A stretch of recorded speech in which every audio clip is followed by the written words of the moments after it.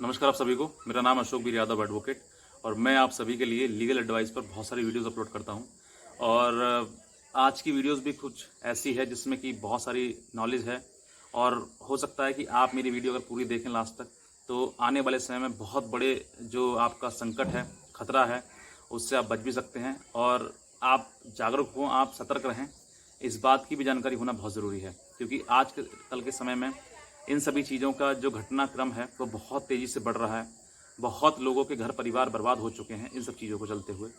तो मैं चाहूँगा कि आप सब भी इस वीडियो को देखें और देखने के साथ ही साथ जो मैं कह रहा हूँ उसको बहुत गौर से सुनें, क्योंकि हो सकता है कि किसी न किसी वजह से आप भी इस चीज़ में फंसे हों या फिर आने वाले समय में फंस सकते हैं। क्योंकि ये जो चीज़ें हैं, ये ऐसा कोई घर नहीं है जहाँ पत्नी ना हो, ऐसा कोई परिवार नहीं है जहाँ पति पत्नी दोनों ना हो। तो कहीं ना कहीं ये चीज़ें जहाँ पर जन्म ले लेती हैं वहाँ लोग फंस जाते हैं। तो इन सब चीज़ों से बचें और मेरी वीडियो देखें, अंत तक देखें, ताकि आने वाले समय में जो खतरा है उस चीज़ से भी आप बच सकें। घटना कुछ ऐसी है कि मेरे जो व्यूअर हैं उन्होंने एक सवाल पूछा कि सर मेरी पत्नी ने मुझ पर 498 के साथ साथ में 376 भी लगा दी है, यानी कि ये एफआईआर दर्ज हो चुकी है। अब ये मैं पूरी बात बताऊंगा साथ ही साथ में, इससे पहले कि आप कुछ और सोचें, ये भी बता दूं मैं आपके लिए कि महिलाएं आज के समय इतनी क्रूर हो गई हैं कि एक नेशनल न्यूज़ चैनल है जिस पर यह बताया गया है कि पत्नी ने भी पति पर बलात्कार का मुकदमा, सोच कर देखिए कि पति भी अगर बलात्कार करने लगे तो फिर आगे की जनरेशन कैसे बढ़ेगी, आगे की पीढ़ी कैसे बढ़ेगी, क्या होगा इस देश का, किस तरीके से की सोच रखते हैं लोग। इस चीज़ को समझ नहीं आता कि मानसिकता क्या हो रही है समाज की। बहरहाल मैं एक छोटी सी क्लिप है जो मैं आपको सुनवाना चाहूँगा, क्योंकि नेशनल न्यूज़ पर इस बात को दर्शाया गया है कि एक महिला ने अपने पति पर बलात्कार का मुकदमा किया और साथ ही साथ में जब कोर्ट में वो अपीयर हुई, पेश हुई, तो उसने ये बात कबूल की कि मैंने जो मुकदमा किया था वो सिर्फ रंजिशन किया था, मैंने अपने पति को दबाने के लिए किया था और घर में जो लड़ाई झगड़े हो रहे थे उन सब चीज़ों से बचने के लिए किया था। यानी कि प्रताड़ित पुरुष हो रहा है, महिला नहीं, लेकिन जो मुकदमा जो है वो पुरुष पर लग रहा है प्रताड़ित होने का। बहरहाल इस क्लिप को देखें और फिर उसके बाद हम आगे बात करते हैं। बड़े बूढ़ों को दुखी करने वाला देश कभी भी आगे नहीं बढ़ सकता। अब दूसरे पहलू की बात करते हैं। हमारे देश में अक्सर महिलाओं को पुरुषों के बराबर हक दिए जाने की बात होती रहती है, लेकिन पुरुषों के अधिकार की बात करने वाले बहुत कम लोग हैं। ऐसे में आपको यह जानना चाहिए कि दिल्ली की एक अदालत ने महिलाओं द्वारा पुरुषों की प्रताड़ना पर चिंता जाहिर करते हुए क्या कहा है। दिल्ली की एक ट्रायल कोर्ट ने रेप के आरोपी एक वकील को बाइज्जत बरी कर दिया है, क्योंकि उस पर आरोप लगाने वाली महिला ने अदालत में यह माना है कि उसने जानबूझकर इस व्यक्ति को फंसाने के लिए झूठा रेप केस दर्ज करवाया था। इस पर ट्रायल कोर्ट की जज निवेदिता अनिल शर्मा ने अपने फैसले में कहा कि हर कोई महिलाओं के अधिकारों को लेकर लड़ रहा है, लेकिन कोई भी पुरुषों की इज्जत और आत्मसम्मान के बारे में बात नहीं करता। ऐसे पुरुषों के लिए कानून कहां है जो महिलाओं द्वारा झूठे केस में फंसा दिए जाते हैं। शायद इस बारे में कदम उठाने का वक्त आ चुका है। दिल्ली के एक ट्रायल कोर्ट की यह टिप्पणी हमारे समाज और कानून व्यवस्था की कमियों को उजागर कर रही है, जिसमें यह माना जाता है कि पुरुष कभी महिलाओं द्वारा प्रताड़ित नहीं हो सकता। और अब हम इस पहलू पर विस्तार से बात करेंगे, क्योंकि बहू द्वारा अपनी बेबस और बीमार सास की पिटाई की खबर ने एक बार फिर से दहेज प्रताड़ना के खिलाफ कानून की धारा 498A को लेकर चली आ रही बहस को और तेज कर दिया है। बहस इस बात पर है कि दहेज प्रताड़ना के खिलाफ धारा 498A महिलाओं के लिए सहारा है या हथियार। और अब हम इसी गंभीर सवाल का एक तथ्यात्मक डीएनए टेस्ट आपके सामने पेश करेंगे, फिर आप खुद फैसला कीजिएगा। महिलाओं को दहेज उत्पीड़न के सामाजिक अभिशाप से बचाने के लिए संसद ने वर्ष 1983 में भारतीय दंड संहिता यानी आईपीसी में धारा 498 को जोड़ा था। हमारे देश में दहेज हत्याओं के कड़वे सच को नकारा नहीं जा सकता, लेकिन इस सच का एक पहलू यह भी है कि धारा 498A का गलत इस्तेमाल करने वाली महिलाओं के लिए यह एक खतरनाक हथियार की तरह है, जिसके जरिए वो अपने गलत इरादों को पूरा करती हैं। और ऐसा इसलिए होता है क्योंकि महिला के पति या पति के परिवार द्वारा उसके प्रति अत्याचार करने पर धारा 498A के तहत दर्ज मामला गैर जमानती है, यानी नॉन बेलेबल है। धारा 498A के आरोप में सिर्फ FIR में नाम लिखवा देने के आधार पर ही पति और उसके परिवार के लोगों को गिरफ्तार किया जा सकता है। इसलिए जानकार ये मानते हैं कि धारा 498A पति पक्ष के लोगों को परेशान करने का सबसे आसान तरीका है। नेशनल क्राइम रिकॉर्ड्स ब्यूरो के मुताबिक वर्ष 2012 में धारा 498A के तहत दर्ज मामलों में 1,97,762 व्यक्तियों को गिरफ्तार किया गया। इनमें लगभग 1/4 यानी 25% महिलाएं थीं। इन महिलाओं में शिकायत करने वाली महिला की सास और ननद भी शामिल थी। धारा 498A के तहत दर्ज मामलों में चार्जशीट यानी आरोप पत्र दाखिल करने की दर 93.6% है, जबकि आरोपियों पर दोष साबित होने की दर सिर्फ 15% है। वर्ष 2011 से 2013 के दौरान देश भर में धारा 498 के तहत दर्ज 31,293 मामले फर्जी साबित हुए। जी हां, 31,293 मामले फर्जी यानी नकली साबित हुए। ये आंकड़े इस तरफ इशारा करते हैं कि उपयोग के साथ साथ धारा 498A का दुरुपयोग भी हो रहा है। इस धारा को खत्म करने या संशोधन करने की लगातार मांग की जाती रही है। इस धारा के दुरुपयोग को लेकर सुप्रीम कोर्ट ने 1 या 2 बार नहीं बल्कि कई बार गंभीर टिप्पणियां की हैं, जिनमें से कुछ के बारे में आज मैं आपको बताऊंगा। 19 जुलाई 2005 को सुप्रीम कोर्ट ने धारा 498A को कानूनी आतंकवाद की संज्ञा दी थी। 11 जून 2010 को सुप्रीम कोर्ट ने धारा 498A को लेकर कहा था कि पतियों को अपनी स्वतंत्रता को भूल जाना चाहिए। 14 अगस्त 2010 को सुप्रीम कोर्ट ने भारत सरकार से IPC की धारा 498A में संशोधन करने के लिए कहा था। सिर्फ इतना ही नहीं, 22 अगस्त 2010 को केंद्र सरकार ने सभी राज्यों की पुलिस को धारा 498A के प्रावधानों के दुरुपयोग के बारे में चेतावनी दी थी। विधि आयोग ने अपनी 154वीं रिपोर्ट में इस बात को साफ शब्दों में स्वीकार किया था कि IPC की धारा 498A के प्रावधानों का दुरुपयोग हो रहा है। नवंबर 2012 में सुप्रीम कोर्ट ने एक बार फिर कहा कि केवल FIR में नाम लिखवा देने से पति पक्ष के लोगों के खिलाफ धारा 498A के तहत मुकदमा नहीं चलाया जाना चाहिए। इतनी गंभीर टिप्पणियों के बावजूद धारा 498A आज भी कायम है और इसका दुरुपयोग भी लगातार जारी है। इसे लेकर सुप्रीम कोर्ट ने 2 जुलाई 2014 को एक बार फिर से टिप्पणी की। सुप्रीम कोर्ट की खंडपीठ ने कहा कि दहेज उत्पीड़न विरोधी धारा 498A का पत्नियों द्वारा जमकर दुरुपयोग किया जा रहा है। इस धारा में अपराध के गैर जमानती होने के कारण कई असंतुष्ट पत्नियां इसे अपने कवच की बजाय अपने पतियों के विरुद्ध हथियार के रूप में इस्तेमाल कर रही हैं। इस धारा के तहत गिरफ्तारी व्यक्ति की स्वतंत्रता को बाधित करने के साथ साथ गिरफ्तार व्यक्ति को अपमानित भी करती है और हमेशा के लिए उस पर धब्बा लगा देती है। धारा 498A में पति पक्ष के लोगों को परेशान करने का सबसे आसान तरीका है। पति और उसके रिश्तेदारों को इस प्रावधान के तहत गिरफ्तार करवाना बहुत आसान है। अनेक मामलों में पति के दादा दादी, विदेश में दशकों से रहने वाली उनकी बहनों तक को गिरफ्तार किया गया है।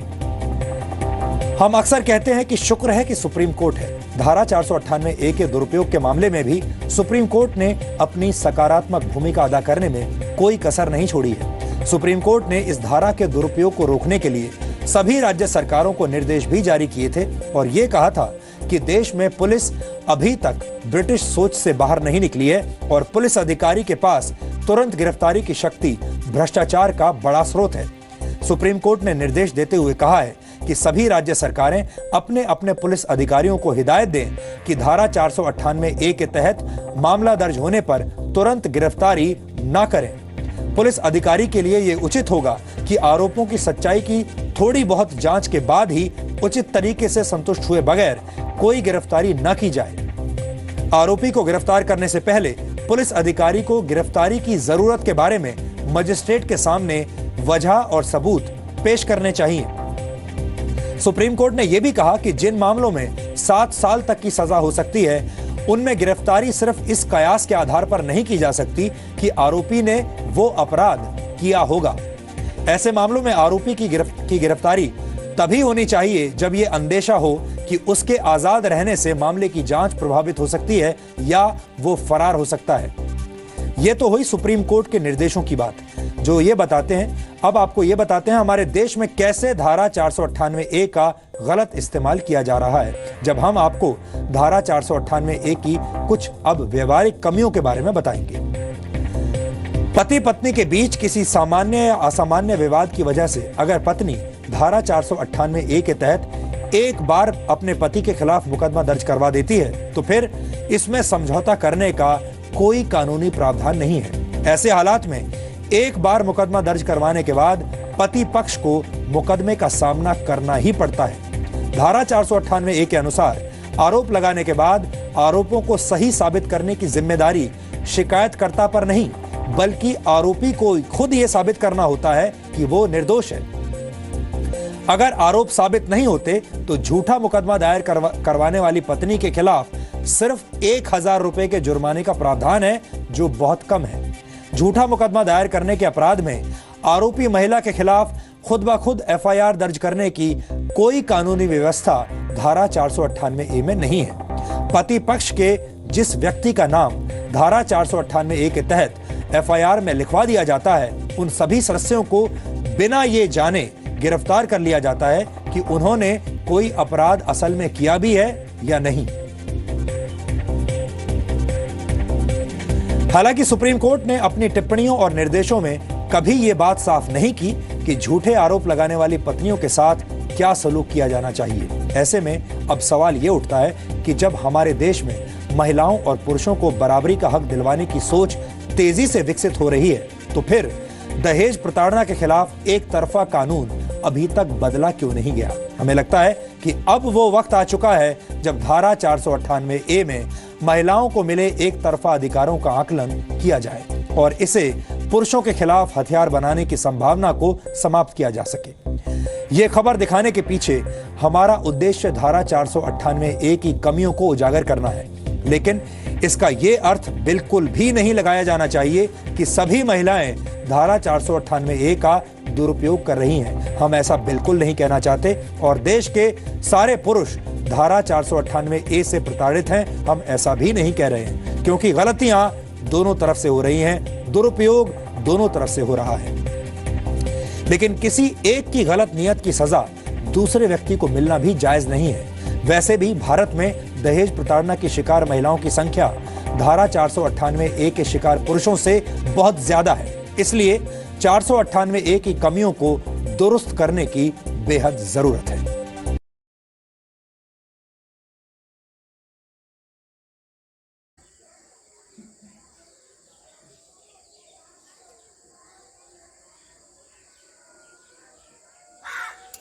तो देखा आपने, ये जो है ये पूरी घटना जो है वो दिल्ली कोर्ट की है, जिसमें कि महिला ने अपने ही पति और पति के परिवार पर 498 के साथ साथ में बलात्कार का मुकदमा भी लगा दिया था, जो कि कोर्ट में आने के बाद उस महिला को ये नहीं मालूम था कि मैं पत्नी भी हूँ किसी की। अगर पति ही बलात्कार करने लगे तो फिर आगे होना क्या है, क्या चाहते हैं आप। बहुत सारी चीज़ें हैं।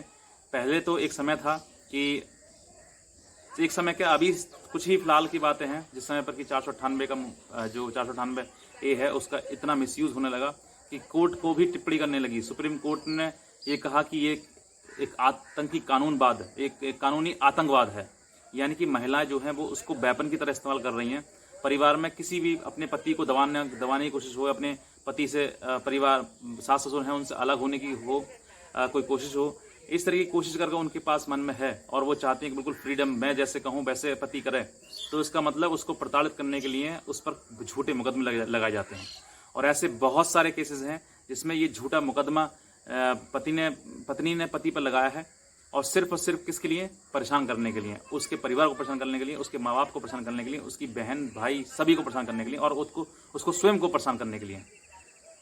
इन सब चीज़ों का जब रिजल्ट आता है तो ये लास्ट में जब आता है तो यही आता है कि इसमें सिर्फ ये फॉल्स था, इसका कोई भी किसी की वजह से किसी का कोई मतलब नहीं था। ऐसा कोई किसी ना ही इस पर दहेज मांगा गया था, ना ही इसको प्रताड़ित किया गया था। सिर्फ कारण क्या था कि पारिवारिक कलह, पारिवारिक चीज़ें जिनसे ये पत्नी ये चाहती थी कि उसके परिवार को कष्ट हो, परिवार परेशान हो, माँ बाप परेशान हो, लेकिन पत्नी ये भूल जाती है कि जिस घर में बुजुर्गों का सम्मान नहीं होगा वो परिवार कभी आगे नहीं बढ़ सकता। आप आज जवान हैं, आज आप जितना चाहें उतना परेशान कर सकते हैं, लेकिन सोच कर देखिए कि आने वाले समय में आपको भी बुजुर्ग होना है, बूढ़ा होना है। तो आप भी इस बात को क्यों नहीं सोचते हैं? जो पति पर आप मुकदमा लगाते हैं, आप सोच कर देखिए, अगर वही मुकदमे अगर आपके परिवार पर या आपके भाई की पत्नी द्वारा लगा दिए जाएं तो फिर आप पर क्या बीतेगी। आप बहुत ही ज़्यादा लोग इस तरीके की गलतियां करते जाते हैं कि जिनके बारे में कुछ भी कहना बहुत ही गलत है। और बहुत गलत क्या है, मैं कहना नहीं चाहता हूं किसी के बारे में कुछ भी, क्योंकि ये सब चीज़ सामाजिक चीज़ें हैं। आप सब चीज़ें सोचो समझो, गलत करते हो, गलत करने से पहले एक बार देखो तो कि क्या मैं सही हूँ, क्या मुझे जीवन इस पति के साथ में काटना आगे नहीं काटना है। इन सब चीज़ों को चलते हुए क्या चाहते हैं आप? परेशान करके कानूनी, पहले एक समय होता था कि जिस समय पर कि सबसे ज़्यादा कोर्ट में जो केस होते थे वो सिविल के होते थे, सिविल मैटर, मतलब कि जमीन जायदाद से संबंधित। आज के समय में सबसे ज़्यादा कोर्ट केस यही हैं, मैट्रिमोनियल डिस्प्यूट। बर्दाश्त खत्म हो गई है। मतलब कोई भी अगर आपसे कुछ कह दे तो आप सीधे मुकदमा, सीधे घर छोड़ चले जाते हो। चले जाने के बाद फिर वहाँ से धमकी, मैं परिवार को जेल भिजवा दूंगी, तुम्हारा जेल भिजवा दूंगी। पति क्या चाहे, नाक रगड़े तुम्हारे सामने, क्या करे? बहुत परेशान हो जाते हैं लोग सुसाइड तक कर रहे हैं इस चीज़ के चलते हुए। आपने सुना होगा कि कई लोगों ने इस चीज़ के लिए सुसाइड कर लिया है कि उसका पति जो है, वो पत्नी जो है घर छोड़ चली गई, उसने मुकदमा कर दिया उस पर। क्या बीतती है ये कौन जानता है।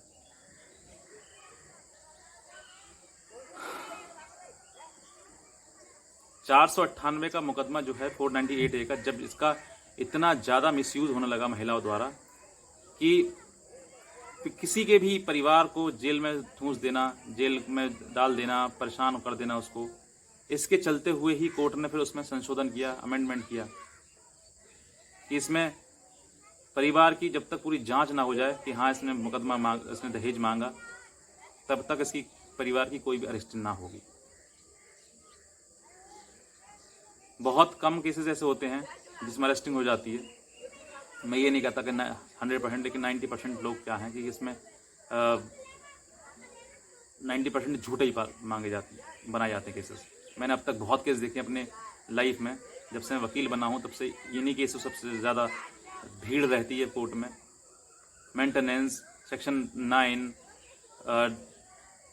498A, DV, बहुत सारे ऐसे केसेस हैं। सिर्फ इन्हीं केसेस पर सबसे ज़्यादा फोकस क्यों?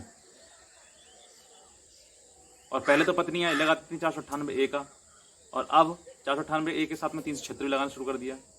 क्या करे पति? पता नहीं लोगों को आजकल हो क्या रहा है। घर बिगड़ रहे हैं, परिवार बिगड़ रहे हैं, पूरे जीवन खराब हो जाता है इन सब चीज़ों से।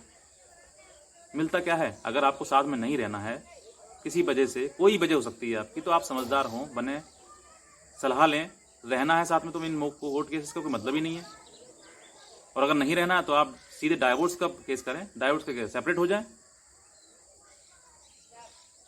इन सब चीज़ों में झगड़े में पड़ने में क्या फायदा है? आपका भी समय बर्बाद हो रहा है, लड़के का भी समय बर्बाद हो रहा है, आप भी बर्बाद हो रहे हैं, कोई बर्बाद हो रहा है।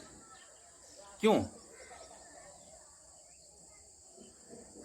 अलग होना ही है तो अलग हो जाइए ना। आप अपनी ज़िंदगी आगे बढ़ाएं, वो लड़का अपनी ज़िंदगी आगे बढ़ाएगा।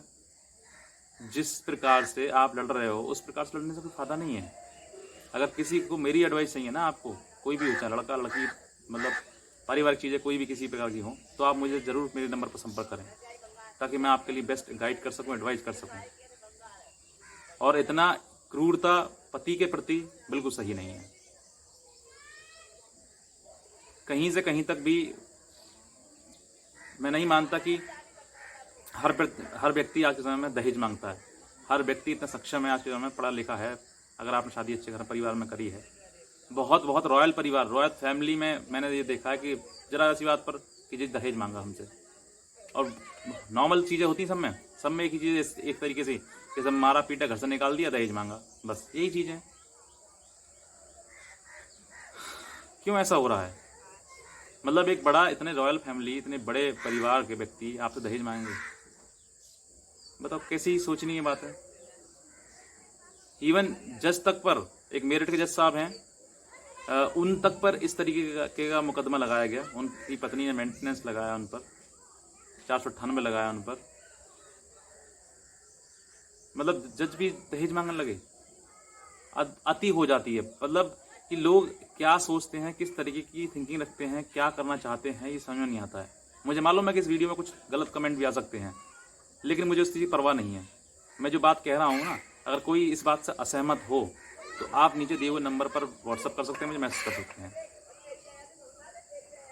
100% मैं सबको सेटिस्फाइड नहीं कर सकता, लेकिन मैं कोशिश जरूर करूँगा कि आपके लिए आप कुछ इस तरीके की चीज़ें बने, आपके परिवार बने, चाहे लड़का हो चाहे लड़की हो, दोनों के लिए मैं कह रहा हूँ इसके लिए कि फैमिली बनाएं।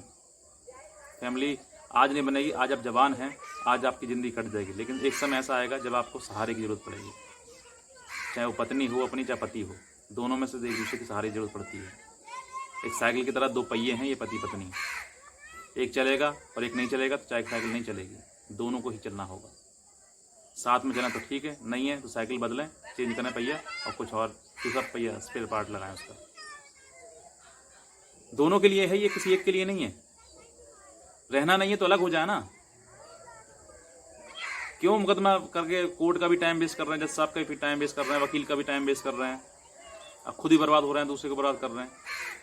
क्या चाहते हो आप? फांसी हो जाए पति को? सही मानोगे?